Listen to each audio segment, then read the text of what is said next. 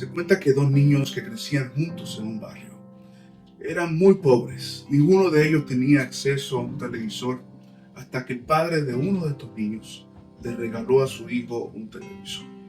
El niño emocionado pasaba el día completo viendo el televisor. Un día se dio cuenta que su amigo o ex amigo estaba viendo por la ventana entretenido lo que él ya veía en la televisión. Así que molesto fue y cerró la ventana de aquel cuarto. Rápidamente pudiésemos pensar que este niño fue un egoísta. Qué mal que no compartió lo que él tenía, aun cuando había espacio y oportunidad para hacerlo. Pero no vemos de la misma manera ciertas agendas políticas migratorias que proponen que aquellos que menos puedan sean marginados del gozo y privilegio que han recibido como nación otros países. Y es por eso que ante la investidura del nuevo presidente Donald Trump, quisiéramos reflexionar sobre algunos pensamientos bíblicos respecto al tema migratorio.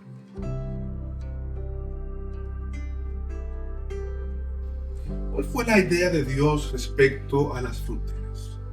Bueno, cuando estudiamos la palabra de Dios, nos damos cuenta de que el Evangelio no conoce de fronteras.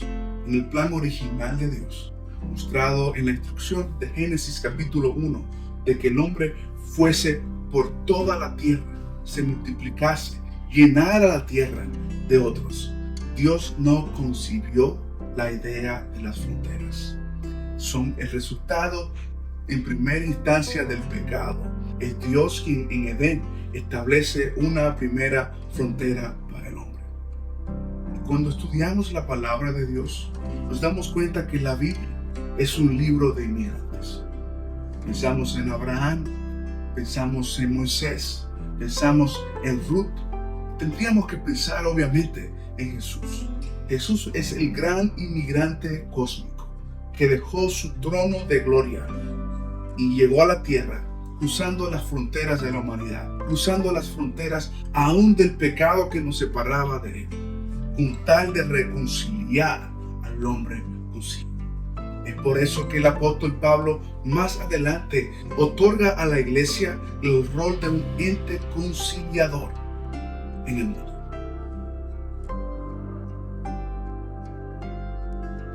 La Biblia es un libro de inmigrantes. Cuando pensamos en hombres como Abraham, que deja su tierra y su parentela, pensamos en hombres como Moisés, que estuvo en Egipto, que estuvo en Madián, que luego lideró todo un éxodo de millones de inmigrantes judíos a través del desierto, a quien Dios mismo protegió, a quien Dios mismo proveyó hasta que llegasen a su destino. Pensamos en Ruth, la moabita, que es el resultado de dinámicas familiares de migración.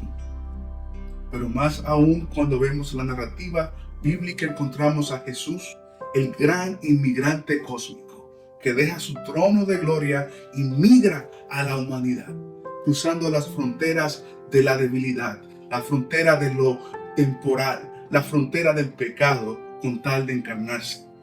Y aún en su encarnación, fue un niño que tuvo que emigrar por motivos políticos y sociales a Egipto de manera temporal. Él mismo padeció y vivió la dinámica de la migración.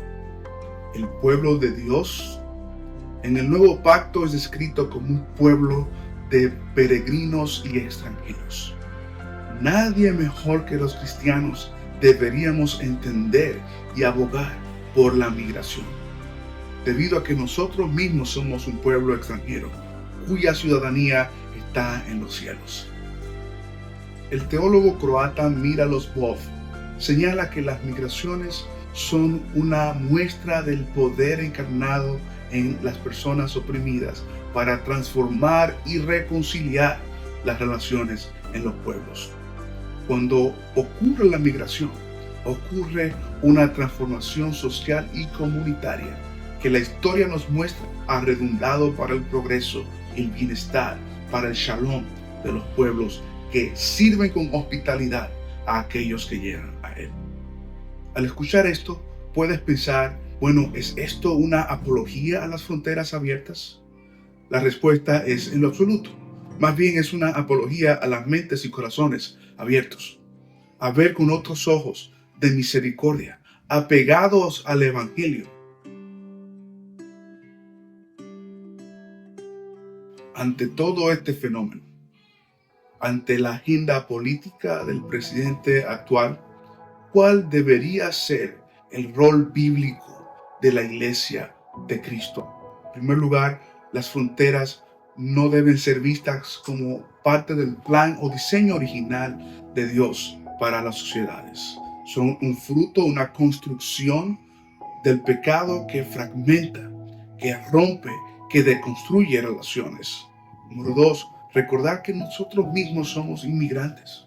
Debemos ver el mundo a través del filtro del Evangelio y no a través de nuestros prejuicios sociales, aún prejuicios que nos hacen sentir superiores o mejores a otros seres humanos. Número 3, recordar que la imago Dei, la imagen de Dios, está en cada persona y que cada persona necesita y debe ser tratada con dignidad. Nosotros no nos oponemos en absoluto a las autoridades y al trabajo que hacen, siempre y cuando esté bajo la sombrilla de los conceptos mínimos que la palabra de Dios establece, que es el de ver a mi prójimo y tratarle como a mí mismo. Número 4, las fronteras han sido por años, quizás por siglos, instrumentos de injusticia, de opresión, de daño, de marginación a los grupos oprimidos. Y si hay un lugar donde tú y yo estamos llamados a estar, si eres creyente, es a favor de aquellos grupos que están siendo oprimidos, dañados, marginados. Finalmente, la iglesia está llamada a llevar y demostrar el mensaje de Cristo, sin hacer alianzas o matrimonios con agendas políticas, aun cuando estos aparentemente se presentan como cristianos. No es cierto que un político que ve a los inmigrantes como basura está siendo alguien con principios cristianos, está siendo alguien que respeta la dignidad del ser humano. No es coherente con el Evangelio de Cristo. Puede ser coherente con mis afiliaciones políticas, coherente con mi forma de ver la vida, pero no con la vida de Jesús y su mensaje. Las migraciones no son accidentales.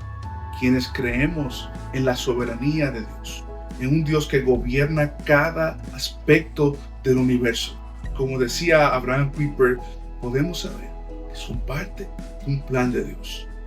En especial en el siglo XXI, en la era post-COVID, donde cientos de iglesias estadounidenses han cerrado, hoy esos edificios están siendo utilizados por iglesias africanas, asiáticas o latinas. La historia nos muestra el daño desastroso que provocaron las deportaciones masivas. En el siglo VI, en Babilonia, antes de Cristo obviamente, hubo deportaciones masivas que resultaron con un pueblo que fue a la deriva económicamente, socialmente.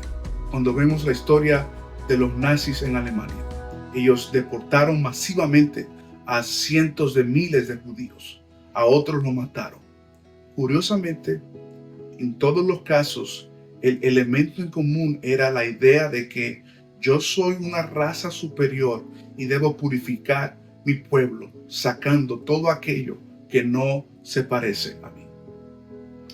Y donde el reino de Dios se establece, un distintivo será la diversidad.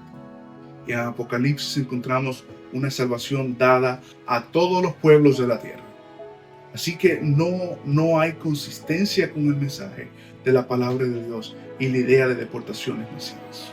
La gracia común me invita a pensar de que